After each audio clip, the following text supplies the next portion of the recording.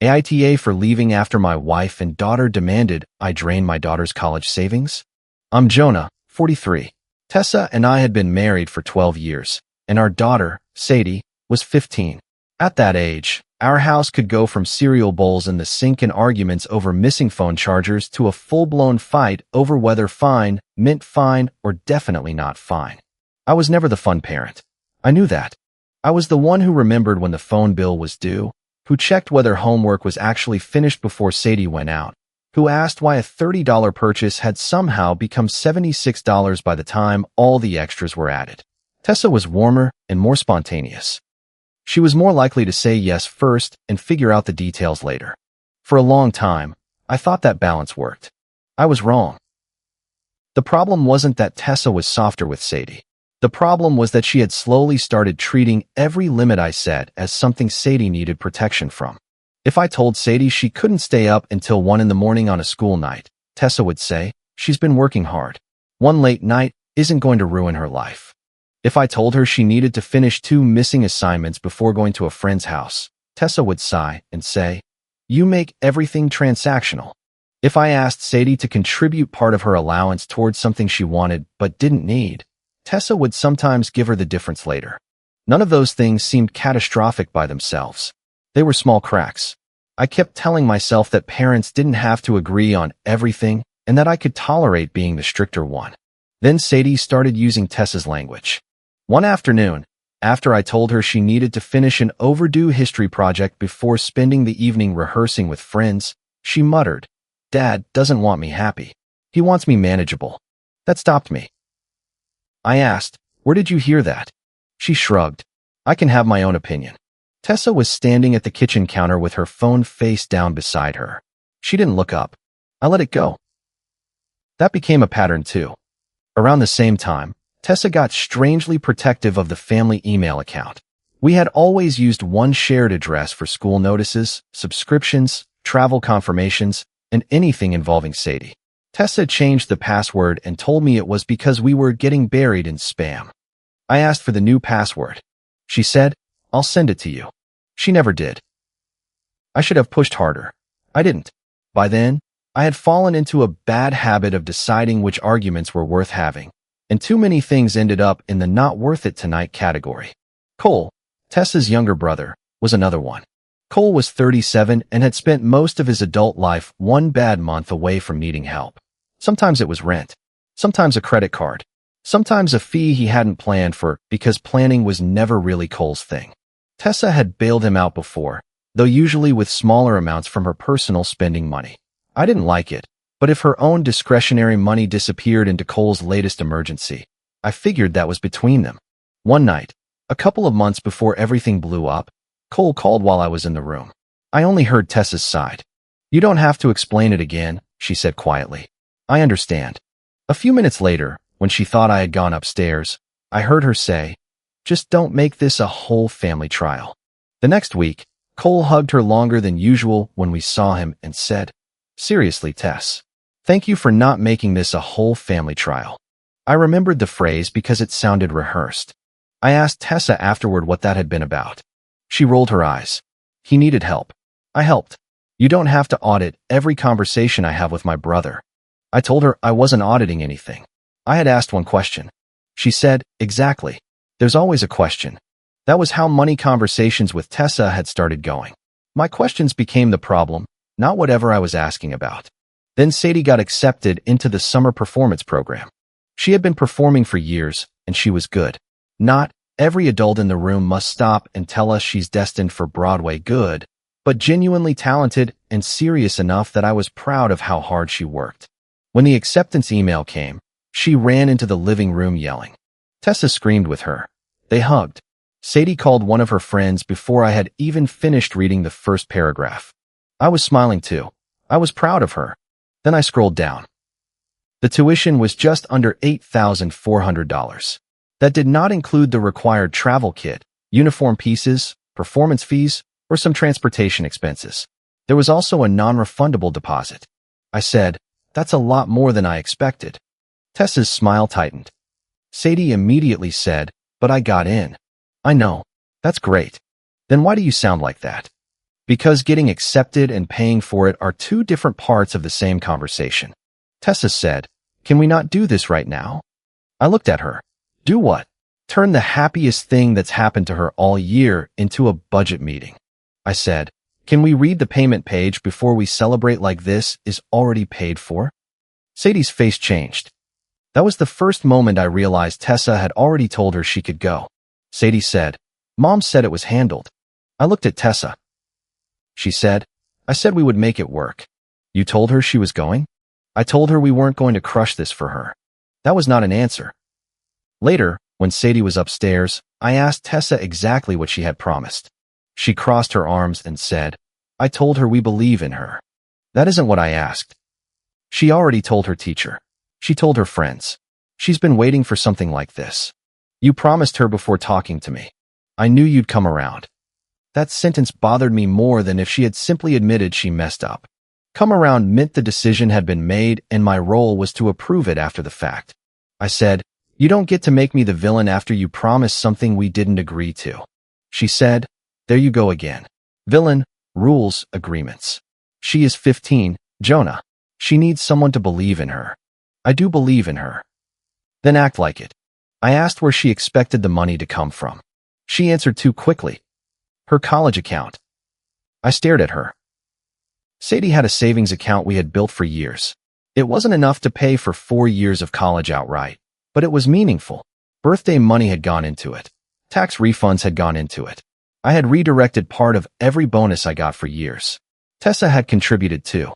The whole point was that the money had a purpose. I said no. Tessa laughed once, but there was nothing funny in it. Of course. No, not of course. We can look at other options. We can see whether the program has aid, whether there's a smaller payment arrangement, whether Sadie can contribute something from her own savings, whether we can cut other discretionary spending. But I am not draining college savings for a summer program because you promised it before checking the cost. Tessa said, "You always make love sound like a spreadsheet. And you keep making promises with money we haven't agreed to spend." That argument did not stay private. Sadie came downstairs halfway through it. I don't know how much she heard before she walked in, but she came in already angry. She said, "Why are you doing this?" I told her, "I'm trying to figure out how to make this work without taking money set aside for later." She said, "Mom said you think the program is a waste." I never said that. She said you don't think it's worth investing in me. Tessa immediately said, "That is not what I said." Sadie snapped, "You literally said Dad thinks I'll probably quit anyway." I looked at Tessa. She looked away. I asked, "Did you tell her that?" Tessa said, "I said you worry she changes interests." That is not the same sentence. Sadie was crying by then, furious in the way teenagers can be when embarrassment, fear, and anger all arrive at the same time. She said, "I got picked. Do you even get that? I finally got picked for something, and you're sitting here acting like I'm asking for a car." I told her I understood how much it mattered. She said, "No, you don't." I said, "I am not saying no to you. I am saying no to pretending this money has no purpose." Tessa said, "She heard you." Sadie looked straight at me and said, "Maybe you should leave if money matters more than me." I don't think she expected the words to land the way they did. For half a second, her expression changed. I waited for Tessa to correct it. Instead, Tessa looked at me and said, "This house would be lighter without your rules." That was the moment something in me stopped trying to win the argument. I didn't yell. I didn't give either of them the speech I had in my head. I went upstairs, put clothes and a few toiletries into an old duffel bag, grabbed my charger, and came back down. Sadie was sitting on the stairs. She looked scared now. I told her, "I'm leaving the fight. I'm not leaving my daughter." Tessa said, "Don't make this dramatic." I looked at her and said, "You both just told me to leave." Then I left. I stayed with a friend that night. Before I went to sleep, I logged into payroll and changed my direct deposit so my paycheck would go into an account only I controlled. That sounds severe, and I understand why some people will think it was. But I did not stop paying household expenses. The mortgage payment was already scheduled. I changed the utilities so I could pay them directly. I made sure Sadie's insurance and normal expenses were covered. I transferred a reasonable amount for groceries and told Tessa by text that I would continue paying necessary family bills, but would not fund anything new until we reviewed the accounts together. My exact words were, "I will pay bills. I will not fund surprises." She called 11 times after that. Then Monica called. Then Russell. Then Tessa again. I put my phone on silent. By 7 a.m., I had 31 missed calls. The one that mattered came from a number I didn't recognize. I listened to the voicemail. A woman from the summer program's billing office said she was trying to reach the responsible parent because the scheduled debit had failed and the account was approaching its payment deadline. I called back. I gave her my name and Sadie's application information. She confirmed my phone number and the family email address. Then she referred to your payment plan. I said, "I'm sorry, but I never agreed to be listed on that plan." There was a pause. She became much more careful after that.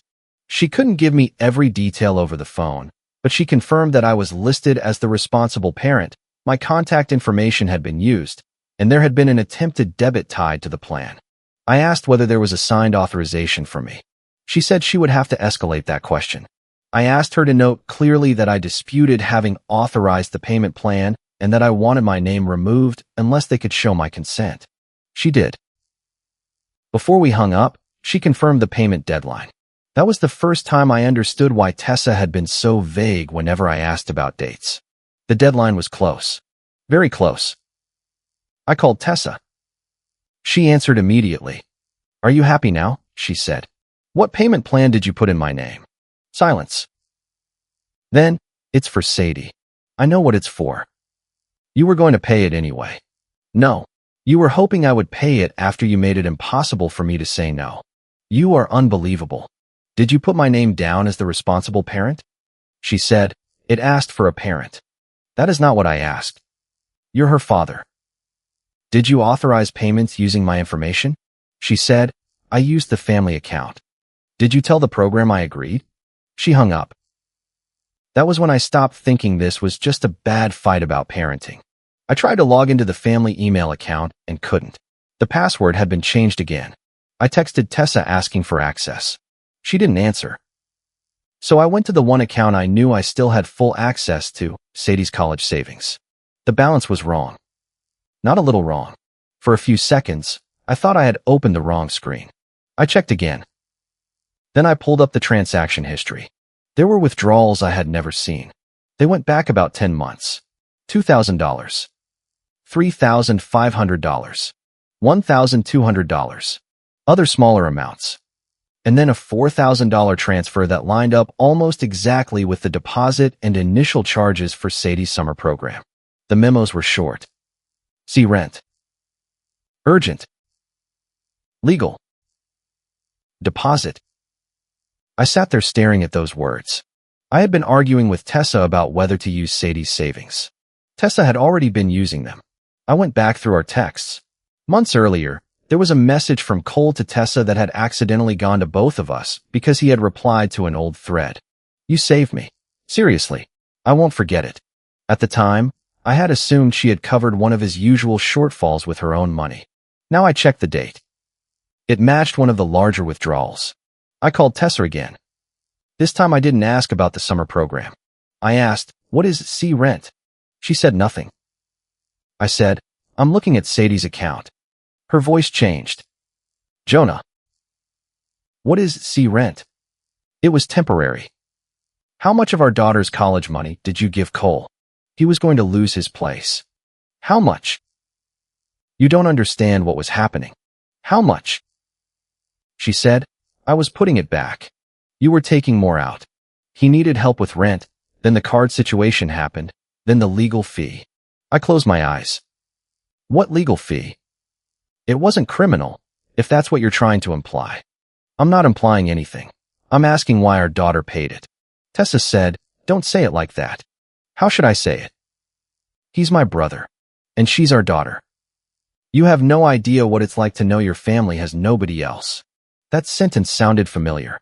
Monica had said almost the same thing to me a few weeks earlier, before I had any idea Cole's problems were connected to Sadie's money. Cole has nobody else. At the time, I thought she was complaining because I had refused to lend him my car for an extended period. Now I understood there had been a whole conversation happening around me. I said, You used our daughter's future to rescue your brother, then told her I was the one stealing from her. Tessa said, I never said that. She told me you said I didn't think she was worth investing in. I was trying to keep everyone from falling apart. You picked me to be the bad guy because you knew you had already spent the money. I knew you'd say no. You didn't give me the chance. You always say no. That is not permission to lie. She started crying and said I was being cruel. I told her I would talk to her later. Then I called Cole. He answered on the fourth ring. I said, how much money did Tessa give you? He immediately said, that's between me and my sister. That answer tells me enough to keep asking. He sighed. I don't know the total. Did you know where it came from? She said she had money she could move around. Did you know it was Sadie's account? He went quiet. I said, Cole. He said, I knew some of it was from an account for Sadie. So yes. I thought Tessa had it handled. Handled how? She said it was temporary. Did you ever ask whether I agreed? That's between you and Tessa. No. It became between you and me when you accepted my daughter's money while helping my wife hide it. He got defensive then. I didn't ask where every dollar came from. You just admitted you knew where some of it came from. He said nothing. Then he muttered, I was in trouble. I said, and now Sadie is paying for it. He hung up. Within an hour, Monica called me. She didn't ask what had happened. She told me. According to her, I had abandoned my family over a disagreement. I had humiliated Tessa by moving my paycheck. I was destroying Sadie's summer opportunity because I needed to control everything. I asked, did Tessa tell you she took money out of Sadie's account for Cole? Monica paused. Then she said, Cole had nobody else. That was confirmation. I said, so you knew. I knew Tessa helped her brother. I did not know every detail. Did you know she was telling Sadie I was the reason the summer program might not happen? You are the reason it's not happening now. I actually laughed at that once. Not because it was funny. Because the logic was so clean in her mind. Tessa had spent the money, promised more money, put my name on a payment plan without asking, and somehow I was still the cause because I refused to keep the machine running. Russell called later. He was less aggressive. He said, you two need to calm down. I said, I'm calm. You moved out. I was told to. You know how people talk when they're upset. I also know how bank transfers work when people are not upset. He got quiet. Then he said, your wife is under a lot of pressure. I asked, from whom? He didn't answer. Over the next 2 days, I stopped arguing and started documenting. The summer program emailed me a confirmation that my contact information had been used on the billing plan. They also confirmed that, after I disputed authorization, they could not continue treating me as the responsible party. I saved the email. I downloaded the bank statements showing the withdrawals from Sadie's savings. I lined up the transfer dates with messages from Cole. I recovered access to the family email through the account recovery process because my phone number was still attached to it. I did not read every message Tessa had ever sent. I searched only for the program, Sadie's account, and Cole. That was enough. There was an email thread about the summer program in which Tessa had filled in my name as the responsible parent. There was also a message from Tessa to Cole that made me sit back in my chair. Jonah can't know until after the deadline. If he sees the account before then, he'll shut everything down. Cole had replied, I hate that you're stuck in the middle. Tessa wrote, I'll handle him. That was the part one kept coming back to. Not the money. Not even my name on the payment plan. I'll handle him. I had spent years thinking I was one half of a messy parenting partnership. Tessa had started treating me like an obstacle. Sadie called me that night. Her voice was flat. Mom says you canceled the program. I disputed a payment plan I never agreed to. So you canceled it. I removed my name from something I didn't authorize. Same thing. No, it isn't. She was quiet. Then she said, Mom said you think I'll quit anyway. That hurt more than the bank statements. I said, I never said that. She said you don't think I'm serious. I have driven you to rehearsals for years. I sat through the winter showcase when you had a fever and still insisted on performing. I paid for lessons. I helped build the practice schedule you complained about and then followed. Why would I do all that if I thought you weren't serious? Sadie said, then why won't you pay? Because there are things you don't know yet. Like what? I didn't want to tell her over the phone that her mother had been using her college money to bail out her uncle. So I said, "Things your mom and I need to explain to you together." She snapped. That's what adults say when they don't want to answer. She hung up. I sat with that for a while because she wasn't entirely wrong. Tessa accused me of financial abuse the next day. She sent a long text saying that moving my paycheck was controlling, that I had made her afraid she wouldn't be able to buy groceries, and that I was using money to punish her for disagreeing with me.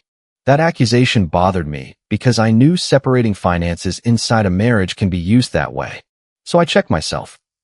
Had I cut her off from essentials? No. Had I stopped paying shared obligations? No. Had I frozen money she legally needed access to? No. I had redirected my future pay, kept the household bills current, and stopped allowing unreviewed spending from accounts funded mostly by my income after discovering hidden withdrawals. I responded once. Mortgage, utilities, insurance, groceries, and Sadie's normal expenses are covered. I will not place my paycheck into an account being used for undisclosed transfers. If you want to call that control, we can discuss it with a counselor or mediator. But hiding spending and then making me responsible for it is not a system I am continuing. She replied, "You always need an audience for your rules." I didn't answer. Then Monica invited everyone to dinner. Her text said, "We need to sit down like adults before this family gets destroyed over money." I almost refused. Then Valerie called me. Valerie is Tessa's aunt. She had heard Monica's version and initially thought I was overreacting. She said, "I don't know what's true, but I know Monica is telling people you took your money and walked out because Sadie got into a program you didn't want to pay for." I said, "That is not what happened." She said, "Then come and say what happened once. Don't keep fighting through other people." I agreed. I told Tessa before the dinner that I would discuss the finances openly if she continued making accusations in front of Sadie and the family. She wrote back, "Do whatever makes you feel powerful." That told me she still thought this was about winning. The dinner was at Monica and Russell's place. I brought a few printed statements and my phone. No binder. No presentation. No dramatic stack of documents. I didn't need one. Sadie was there, which I had mixed feelings about. Part of me wanted her nowhere near the conversation. Another part of me knew she had already been dragged into it by being told I didn't believe in her. Tessa sat beside her. Cole was across from me. Monica started before everyone had even finished eating. She said, "I think we all agree Sadie should not be punished because her parents disagree." I said, "Agreed." Tessa said, "Then tell her why you canceled her summer." I looked at Sadie. She wouldn't look back. I said, "I didn't cancel her summer. I removed myself from a payment agreement I never approved." Monica said, "Technicalities." No, consent is not a technicality when someone puts your name on a financial obligation. Tessa shook her head. "You're making it sound like fraud. I'm saying you listed me as responsible for payments without asking me. You're her father. That does not make every form you fill out in my name valid." Russell rubbed his forehead. Monica said, "This is exactly what I mean. Everything with you becomes legal language and rules." I said, "Then let's make it simple." I put one bank statement on the table. This was the balance in Sadie's college savings 10 months ago. Then I put down the most recent one. This is the balance now. Sadie finally looked. Tessa said, "Jonah, don't." I said, "I asked you privately. You kept telling people I was withholding money from our daughter. So we're going to be accurate." Monica said, "Nobody needs every private financial detail." I looked at her. "You called me abusive because I stopped funding an account you knew was being used to support Cole." Cole shifted in his chair. Sadie looked from him to her mother. I pointed to the withdrawals. $2,000 marked C rent. $3,500. $1,200 marked legal. Other transfers. Then $4,000 connected to the summer deposit and related charges. Sadie said, "What is C rent?" Nobody answered immediately. That silence did more than I could have. She looked at Cole. "Cole," he said, "your mom helped me with some stuff." Sadie turned to Tessa. "With my college money?" Tessa said, "It was supposed to be temporary." Sadie's face changed. Not into anger at first, just confusion. She said, "You told me Dad didn't want to use the college account because he didn't believe in me." Tessa said, "That is not what I meant." I opened the billing email on my phone and slid it across the table. I also did not agree to the payment plan. My name was entered as the responsible parent. Tessa said, "Because you are the responsible parent." Valerie, who had been quiet until then, said, "That is not the same thing as agreeing to a payment plan." Monica snapped, "Valerie, stay out of it." Valerie said, "You invited me."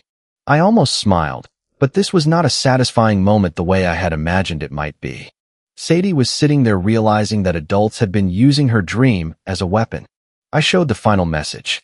Tessa wrote Cole that I couldn't know about the account until after the program deadline because I would shut everything down. Cole stared at the table. Tessa said, "You went through my messages?" "I recovered access to the family email account you changed the password on. This was in an account we both used for family finances. You had no right." I said, "You used that same account to put my name on a payment plan." Monica said, "This is getting vicious." That was when Valerie asked the question that ended the spinning. She looked at Tessa and said, "Did you tell Sadie where the money really went?" Tessa didn't answer. Valerie asked again, "Did you tell her?" Sadie said, "Mom?" Tessa said, "I was going to replace it." "That's not what she asked," Sadie said.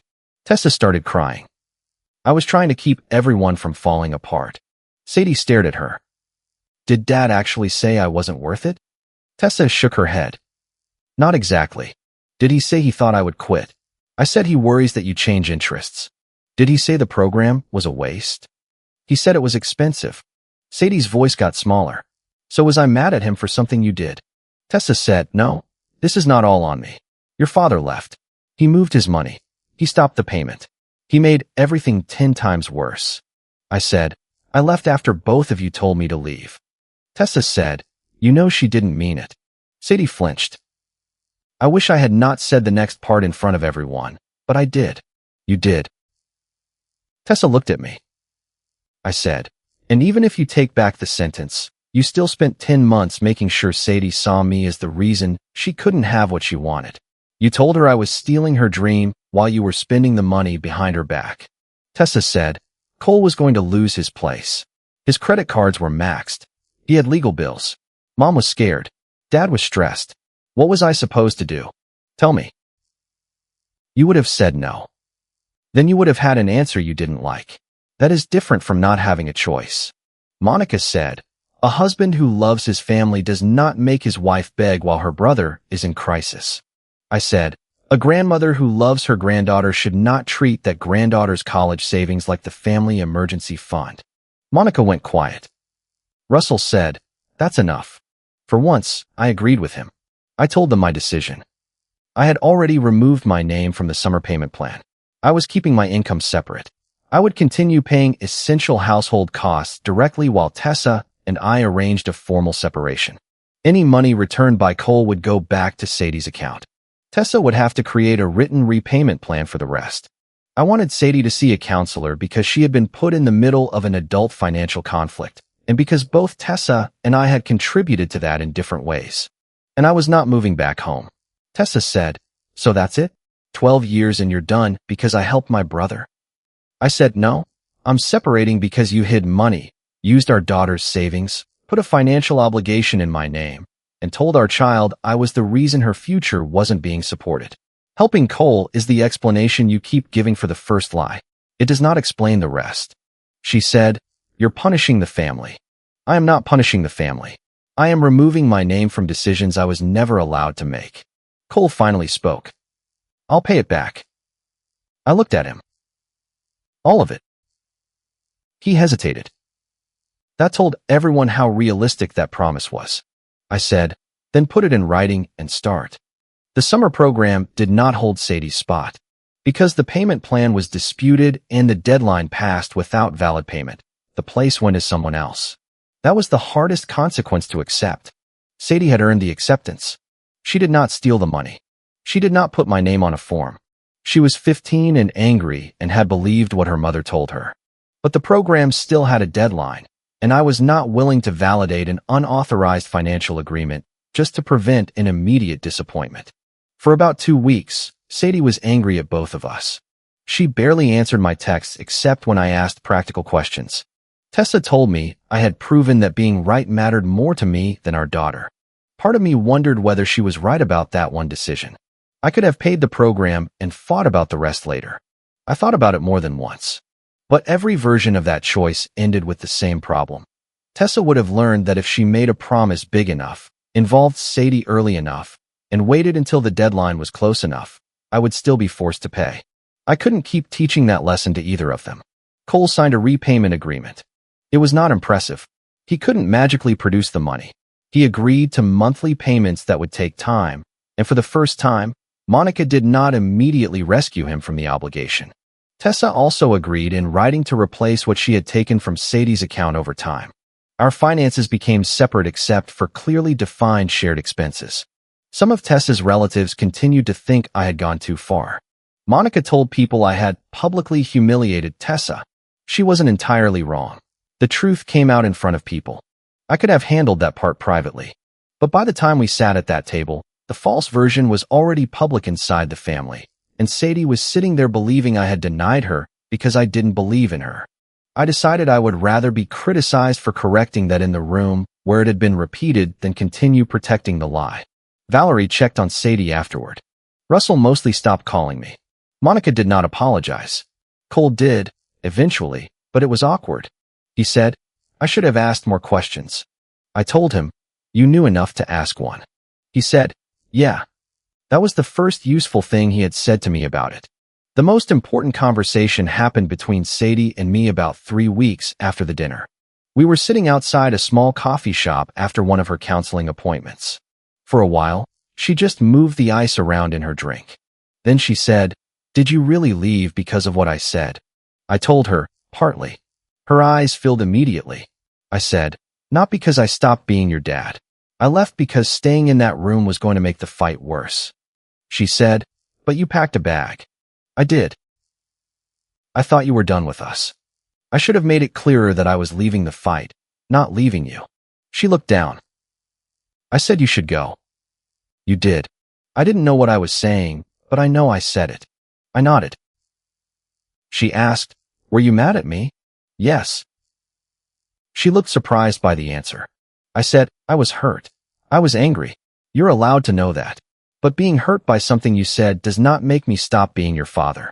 She was quiet for a long time. Then she said, Mom says you made her look like a liar. I said, your mom lied. That's not the same thing. No. Making someone look like a liar means the facts are being twisted. Telling the truth about a lie is different. She frowned. You always talk like that. Like what? Like there's a definition for everything. I smiled a little. Occupational hazard of being your annoying dad. She almost smiled too. Then she said, I'm sorry I told you to leave. I said, I'm sorry I left without making sure you understood where I was going and what I meant. That was the first conversation we had where neither of us tried to settle the entire family situation. We just dealt with what had happened between us. Over the next few months, Tessa and I moved into a formal legal separation. There was no dramatic final scene. No screaming in a courthouse. No last-minute reconciliation. We wrote down who paid what. We agreed on Sadie's schedule. We kept the college account restricted so neither of us could withdraw from it alone. Tessa stayed in counseling. Sadie kept seeing hers. Tessa and I were civil some days and tense on others. She still believed I had been too rigid. I still believed she had spent years turning my boundaries into a personality defect, so she would never have to be the one who said no. Those two beliefs were not easy to reconcile. Sadie did not get the private summer program. Instead, a few months later, she enrolled in a smaller local performance class that cost a fraction of the price. At first, she treated it like a consolation prize. Then she started liking it. Not because it was secretly better than the program she lost. It probably wasn't. She liked it because she was still performing, still improving, and no one had to empty an account or lie to get her through the door. Our relationship took longer. She still got irritated when I asked about assignments. I still said no sometimes. The difference was that when she thought I was being unfair, she started asking me directly instead of assuming she already knew why. And I stopped letting Tessa be the translator between me and my own daughter. The first weekend Sadie came to stay with me under the new schedule. She showed up carrying the same old duffel bag I had packed the night I left. I recognized it immediately. I said, "You know we own other bags." She looked down at it. "I know. You want a different one?" She shook her head. "No, this one already knows the way back." I didn't say anything clever. I just took the bag from her and carried it inside. For years, I thought being the responsible one meant accepting that everyone would resent me a little, as long as the bills were paid and the family stayed together. I don't think that anymore. The bills are still paid. Sadie still rolls her eyes when I remind her to bring her charger. Tessa and I are still separated. Cole is still making payments. Nothing became neat. But I am no longer financing promises I never made, and I am no longer letting silence turn me into the villain in my daughter's story. When Sadie comes over now, that duffel bag usually lands by the door. It used to be the bag I carried when I was told to leave. Now it is the bag she brings when she comes back. If you liked it, don't forget to leave a comment and support the channel by subscribing. See you in the upcoming stories.